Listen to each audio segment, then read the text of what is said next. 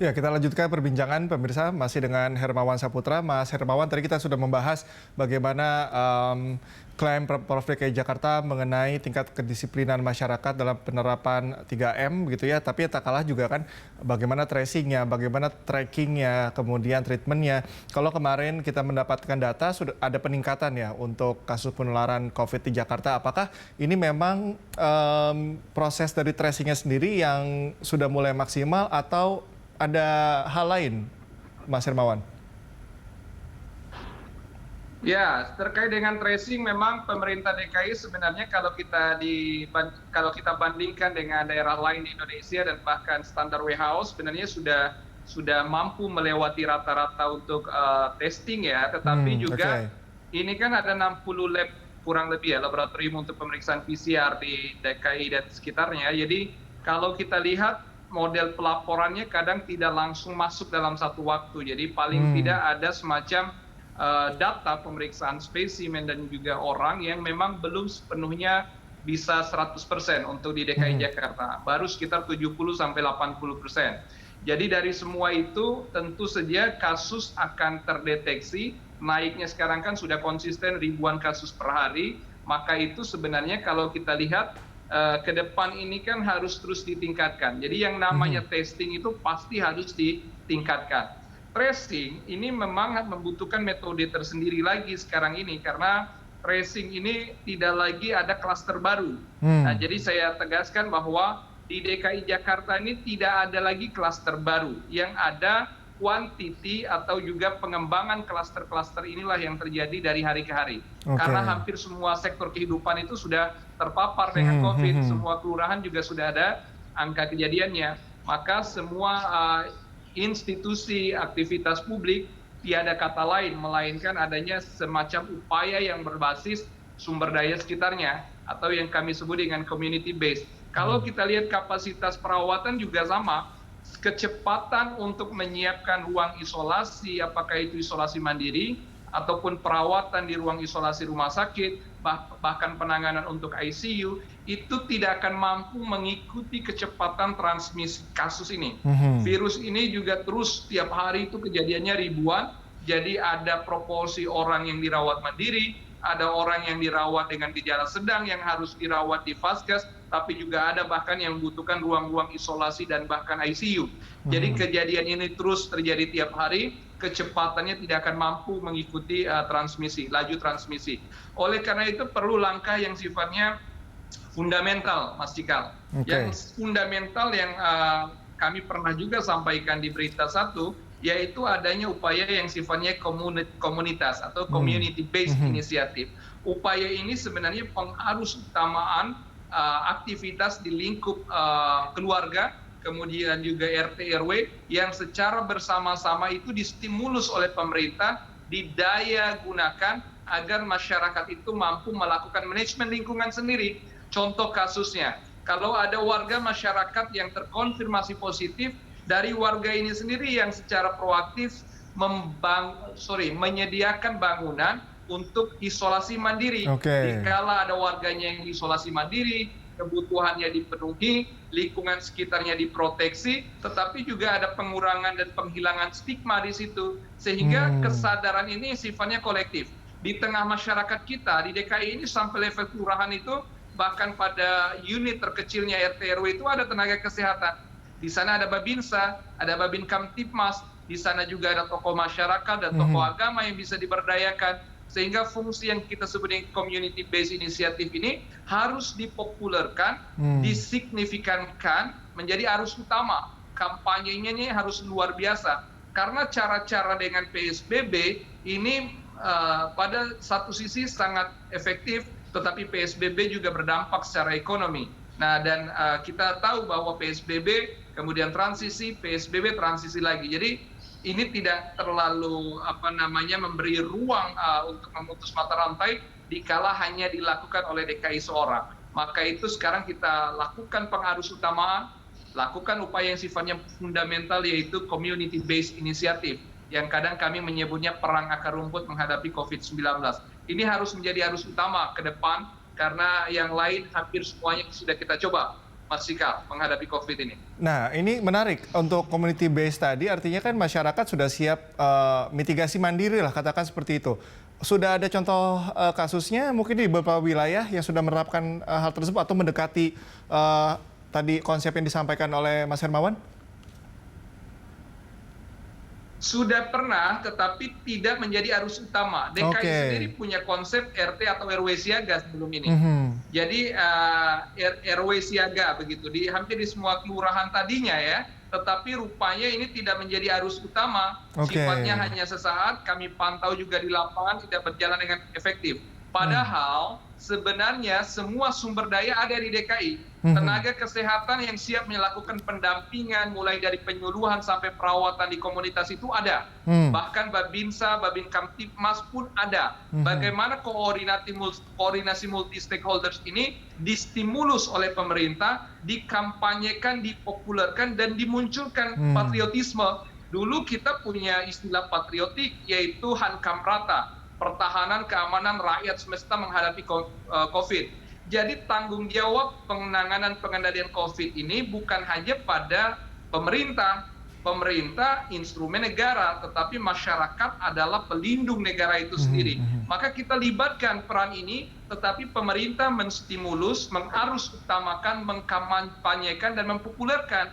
Nah, dan ini yang kita tunggu-tunggu karena sebanyak dan sebesar apapun pelayanan perawatan di rumah sakit tidak akan mampu. Maka primary prevention inilah yang menjadi prinsip dari community based initiative ini. Nah, kesadaran ini jangan hanya 17 Agustus kita pajang bendera merah putih, kita nyanyikan lagu-lagu kebangsaan, tetapi kita lupa di saat kedaruratan seperti COVID ini dibutuhkan patriotisme, nasionalisme, dimunculkan kesadaran individu, daya tahan keluarga dan kolektivitas masyarakat harus menjadi arus utama dari, oleh, dan untuk masyarakat itu sendiri.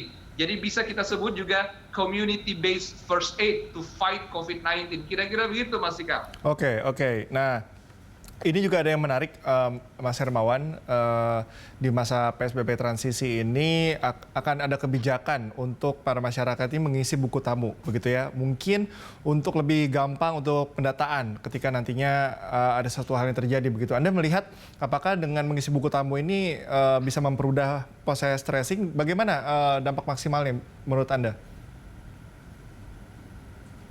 Sorry Mas Sikal, tadi sempat keputus, bisa diulang sedikit? Oke, Mas Hermawan, ini ada kebijakan baru dari Pemprov DKI Jakarta bahwa masyarakat yang beraktivitas baik itu di kantor maupun di mall begitu untuk mengisi buku tamu. Ya, ini kan bagaimana dampaknya terhadap, apakah cukup membantu untuk percepatan tracing tadi? Ya, ini kan cara tracing yang sifatnya prospektif. Ya, ada tracing itu yang sifatnya retrospektif, ada yang prospektif. Jadi ada dua. Kalau retrospektif, ada kejadian positif, orang sudah positif nih, terdiagnosis positif COVID. Maka dia ditelusur ke belakang, dia pernah kemana saja, terkontaminasi, bergaul, dan potensi penularannya di mana. Ini namanya retrospektif, menelusuri ke belakang. Tapi ada prospektif. Nah, buku tamu dan lain-lain ini sebagai sebuah record, oke-oke saja. Yang penting dalam pendataannya ini tidak melanggar hak-hak individu dan juga menimbulkan keresahan yang baru. Apalagi dilakukan secara manual. Tetapi saya yakin ini harus ditransformasi menjadi online semua. Hanya saja dalam konteks ini sangat riskan karena ada yang berkaitan dengan data. Nah, data personal dan lain-lain ini menyangkut wilayah-wilayah private dan beririsan dengan hak warga itu sendiri. Mudah-mudahan tidak menimbulkan sesuatu yang baru. Tetapi model tracing yang paling elegan dan terbukti sangat ampuh sebenarnya yang sifatnya retrospektif, di mana ada orang kejadian positif, dia nanti akan ditelusur kemana aja, kontak dengan siapa dan bagaimana model aktivitas dia selama ini. Nah, sehingga mampu diprediksi dan dilokalisir komunitas yang sudah terpapar dari aktivitas orang yang pernah COVID positif ini. Ini yang kita sebut dengan retrospektif. Tapi kalau sifatnya prospektif, tenaga kita, instrumen pemerintah tidak akan mampu mengawasi setiap individu dan masyarakat. Tidak akan mungkin kita bisa memantau seluruh orang yang hadir di sebuah acara, dia dari mana mau kemana dan ngapain aja. Nah itu dia hanya mampu mendeteksi saja aktivitas orang ini seperti apa kalau suatu waktu dia terkonfirmasi positif. Tetapi itu bukan sesuatu yang terlalu penting menurut saya. Kapasitas tracing yang paling tepat itu adalah retrospektif tadi. Orang yang sudah mengalami kasus, dia dan semua orang yang pernah dia lewati, ikuti jejaknya, itulah yang betul-betul harus dilakukan pengendalian secara cepat. Dan memang seperti itulah model epidemiologi penyelidikannya, Mas Sigal. Oke, Mas Hermawan, kita sudah punya bayangan bagaimana awal PSBB ketat, kemudian menuju PSBB transisi, apa indikatornya, kemudian bagaimana PSBB transisi itu pada jilid pertama. Tapi kan yang sekarang ini kita punya dua situasi yang unpredictable sepertinya. Yang pertama, baru saja ada demonstrasi dan mungkin untuk apakah demonstrasi tadi menimbulkan klaster baru mungkin butuh waktu ya 10-14 hari mungkin karena ada beberapa proses. Kemudian juga kasusnya juga saat ini kan belum dikatakan belum menurun begitu. Ada penambahan lagi pada bulan ini. Apa kira-kira Mas Hermawan dalam pandangan Anda antisipasi yang harus disiapkan oleh Pemprov DKI Jakarta pada khususnya kita sama-sama berharap ini tidak terjadi, tetapi apa yang harus dipersiapkan apabila mungkin nanti justru kasusnya melonjak cukup drastis? Ya, disinilah yang saya sebut tadi membutuhkan adanya sinkronisasi dan harmonisasi ya. Jadi pemerintah DKI nggak bisa sendiri, maka perlu konsultatif, perlu koordinasi dan konsolidasi dengan pemerintah pusat dan juga pemerintah daerah di wilayah. Jangan lupa yang demonstrasi itu belum tentu warga DKI semua, tetapi kejadiannya mostly di DKI Jakarta. Di jalan-jalan protokol ibu kota terjadi keramaian ribuan ribu orang dan di berbagai titik. Dan ini menyebabkan ada risiko di dalam transmisi COVID ini. Nah, Bung Cikal juga yang harus saya ingatkan adanya pilkada. Walaupun DKI memang tidak pilkada, tetapi di Karawang itu contohnya banyak sekali tenaga kerja, industri di Karawang itu juga warga yang bekerja di sana dari ibu kota, dari DKI juga. Di Depok itu ada pilkada, aktivitas di Depok boleh jadi berkaitan dengan aktivitas di DKI. Di Tangerang Selatan juga ada pilkada. Jadi di berbagai wilayah ini sebenarnya memerlukan juga integrasi atau koordinasi antar pemerintah tadi. Sinkronisasi dan harmonisasi kebijakan menjadi kunci. Nah memang khusus terkait dengan demonstrasi beberapa waktu kemarin, ini tentu saja kita semua tidak menginginkan adanya transmisi kasus, tetapi resiko itu memang cukup kita khawatirkan akan terjadi.